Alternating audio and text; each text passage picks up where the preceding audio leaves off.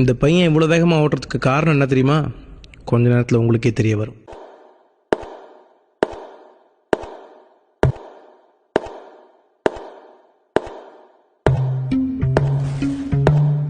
பாஷா பாய் பிரியாணியோடைய unboxing தான் இப்போ நீங்கள் பார்த்துட்டு இருக்கீங்க. நான் உங்கள் ஆர்ஜே கார்த்தி.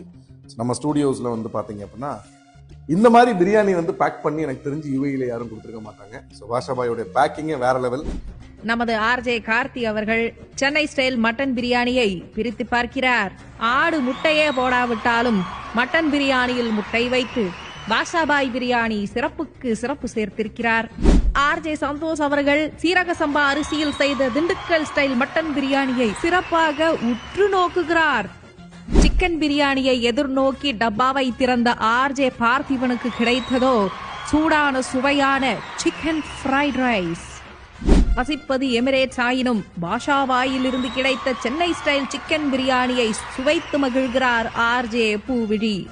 மெயின் டிஷ்களை எல்லாம் விட்டுவிட்டு பாஷாபாய் பிரியாணியின் சைட் டிஷ்களான சிக்கன் 65, சிக்கன் லாலிபாப்பை சூறையாட வந்திருக்கும் சைட் டிஷ் சிவனாண்டி ஆகிய ஆர்ஜே அஸ்வின்.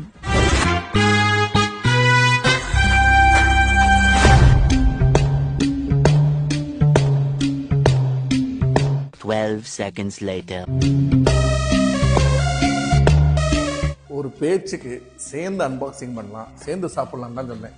எனக்கே 2 வாய் தாங்க கிடைச்சிச்சு. ஒரு செகண்ட்ல காலி. Okay, thank you.